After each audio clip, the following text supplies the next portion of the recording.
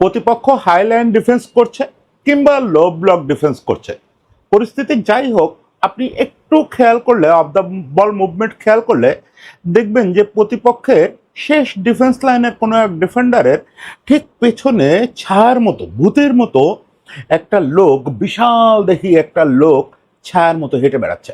আপনার মনে হবে মানুষ না, সম্ভবত চার্জ দেওয়া কোনো একটা রোবট। কিছু দেখছে না, কিছু চিন্তা করছে না, শুধু ওই ডিফেন্ডারকে ভূতের মতো অনুসরণ করতেছে, যেন কোনোভাবেই অফসাইডে চলে না যায়।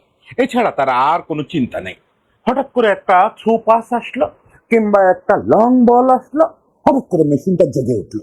আপনি দেখলেন যে একেবারে এক ক্লাসে 8 ফুট লম্বা হয়ে গেল, সেখান থেকে ভেতরে একটা হেড করলো, কিংবা শরীরটাকে ধনুকের মতো বাঁকা করে একটা বাইসাইকেল কিক করলো, কিংবা বুলেটের মতো একটা শট করলো, অথবা সামান্য একটা চিপ, কিংবা নিজের পাটা নিজের মাথার উপরে তুলে ভুতুড়ে ভঙ্গিতে ঠিক রোবটের মতো করে বলটাকে টাস করে জালে পাঠায় দিল। পুরো ব্যাপারটা শেষ হতে না হতেই সে দানবের মতো দুইটা হাত দুই পাশে ঝুলায় চিৎকার করতে করতে ক্যামেরার দিকে ছুটে আসতেছে। এই দৃশ্য দেখার পরে আপনার একটাই জিনিস মনে হবে, yes, this is cyborg, this is not human, this is cyborg. এই সাইবরটা হচ্ছে আর্লিং হালান্ড। তাকে অনেক নামে ডাকা হয়, অনেক নামে ডাকা হয়। কেউ বলে ভাইকিং, কেউ বলে রোবট, কেউ বলে মেশিন, কেউ বলে সাইবর, কেউ বলে কমেডিয়ান, কেউ বলে শ্রেক, যে যা খুশি তাই বলে। আর এই লোকটাই সব কিছু মেনে নেয়, সব কিছুর সঙ্গে মানায় যায়। কিন্তু আপনি খানিক পরে অবাক হয়ে আবিষ্কার করবেন যে সে এর কোনোটাই না। যখন সবাই সেলিব্রেট করতেছে তখন সে মাঝ মাঠে শান্ত হয়ে পদ্মাসনে বসে দুটো হাতের আঙ্গুল এরকম করে যোগা মেডিটেশনের ভঙ্গি করে সে বসে আছে চোখ বন্ধ করে। সে তখন একেবারে বোধিপ্রাপ্ত গৌতম বুদ্ধের মতো একজন মানুষ। আপনি এই ছেলেটাকে কিভাবে ব্যাখ্যা করবেন? আপনি বলতে পারেন যে এই ছেলেটা বোধহয় বেখেয়ালি, এই ছেলেটা কখন কি করতেছে ঠিক নাই, মিলানো যায় না।